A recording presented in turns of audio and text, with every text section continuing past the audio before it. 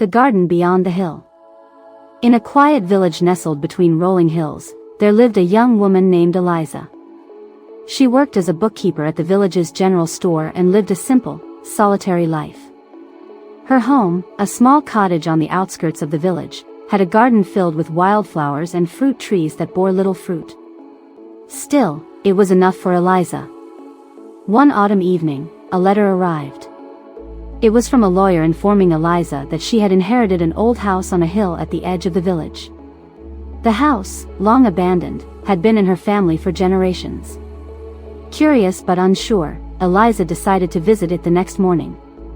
The road to the house was overgrown, the trees bending inward, casting long shadows. The house was large but worn, its stone walls covered in moss and its windows dark. Eliza pushed open the creaky front door and stepped inside. The air was thick with dust, and everything seemed forgotten. Furniture draped in white sheets, faded tapestries on the walls, and bookshelves filled with dusty volumes. But there was something welcoming about the house, as if it was waiting for her.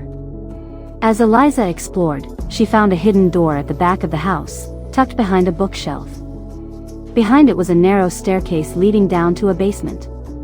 The basement was cool and damp, with wooden crates and forgotten boxes.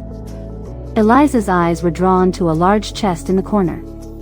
She opened it to find old letters, photographs, and journals. One journal, in particular, caught her attention. It belonged to a woman named Adeline. As Eliza read the journal, she learned of a secret garden beyond the house, a garden where flowers bloomed even in winter and the trees whispered secrets. Determined to find this hidden garden, Eliza followed the directions in the journal. The terrain was steep and rough, but after a long climb, she spotted a gate covered in vines.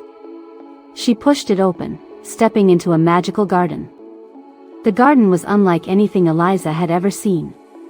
It was filled with vibrant flowers and tall trees that shimmered in the sunlight. The air smelled sweet, and the ground was soft with moss. It was a place of peace, unlike the busy village. Eliza spent her days tending to the garden, pulling weeds, pruning bushes, and planting new flowers.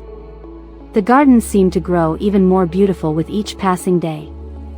Eliza felt a sense of purpose, something she hadn't felt in years. She was no longer just existing, she was nurturing life, both in the garden and within herself. One evening, as Eliza sat on a bench in the garden, a woman appeared beside her. The woman had kind eyes and a gentle smile. "I was wondering when you'd find it," the woman said. Eliza looked up in surprise. "Who are you?" "I'm Adeline," the woman replied. "This garden is my legacy, and now it's yours." Eliza blinked, unsure of what to say. "But, how? I don't understand." Adeline smiled softly. "I created this garden long ago, hoping that someone would find it. It's a place of peace, where time slows down, and you can rediscover yourself. When you found my journal, you found more than just words, you found a calling." Eliza's eyes welled with tears.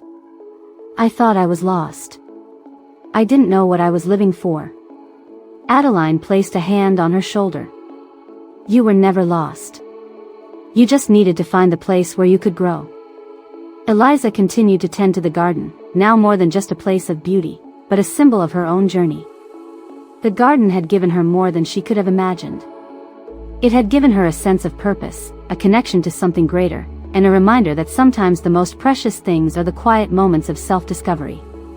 With each day, the garden bloomed brighter, and Eliza found peace in knowing she had found the place where she belonged, both in the garden and within herself.